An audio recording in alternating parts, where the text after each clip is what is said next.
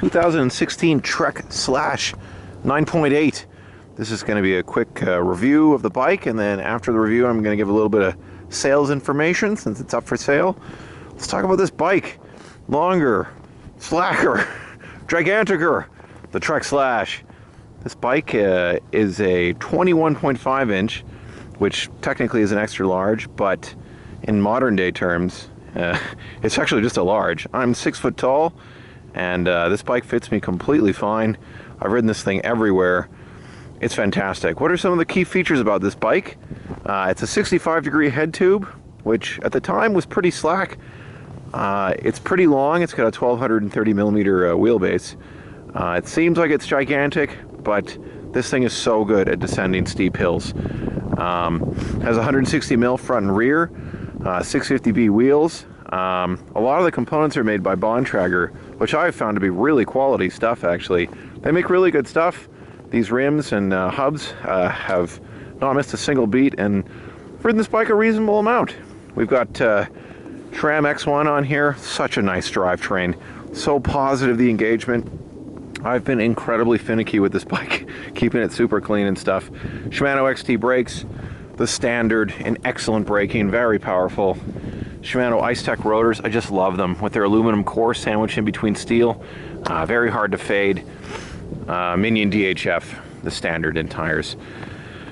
What you basically get with this bike is you trade a little bit of nimbleness handling for unbelievable trail ability on steep stuff, on big chunder stuff.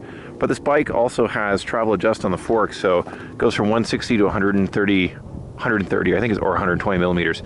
It's a huge difference. I use it all the time for climbing steep stuff. It really steepens up the front. The bike feels a lot more nimble. It also has Trek's flip chip, which changes the rear by 0.5 degrees.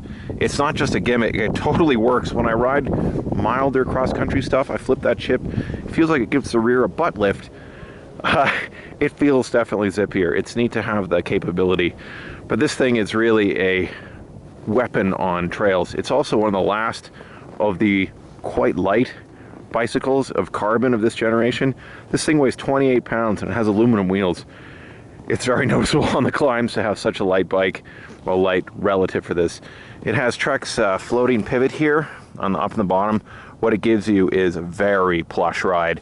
This Monarch Plus is a very plus air shock. The compression adjust works really well. I use it constantly on this bike. This bike is very good at low bump. It has very good stroke initially on it.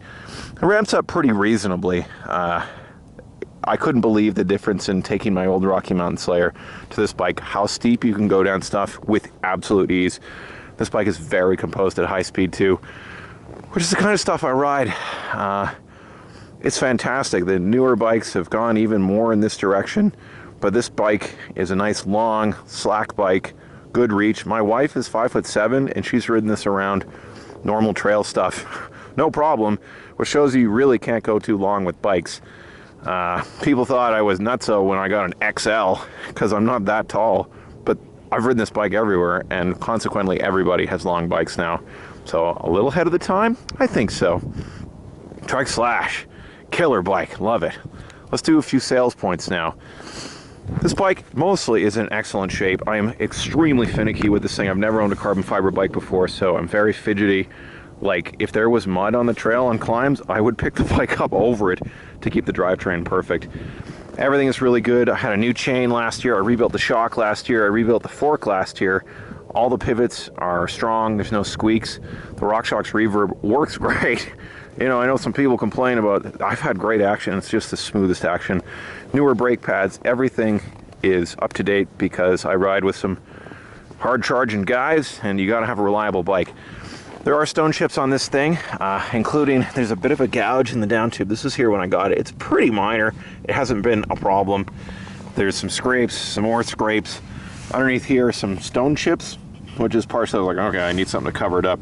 A few chips. There's no dents in the rear. It's set up tubeless right now. No problem. I just put a little sealant in. I haven't ridden this bike in 5 months because our winters last for a million years in Alberta. A few chips. I had a bunch of vinyl on certain key areas here. I took it off because it was starting to yellow, and it looks better in the video without yellowing vinyl. Again, a few more chips. I had vinyl on the top tube too to protect it, and there's a little bit of discoloration on there, if that super matters. I can't really notice it. The carbon bars are great. Everything is ready to go on this bike. There are no problems. It's just got some dings because it's been ridden. The guy I bought it from 2 years ago, I don't think he rode it that much. Beautiful Chromag saddle. This thing is killer nice and light. Keeps this bike really light. It's amazing. Sort of doing a lateral move in bicycles. Otherwise, I wouldn't keep it. If it doesn't sell, I will just ride it for this summer because it is so great. Got any questions, interests? Let me know. What can I tell you? I love this thing. Such a good bike and so beautiful.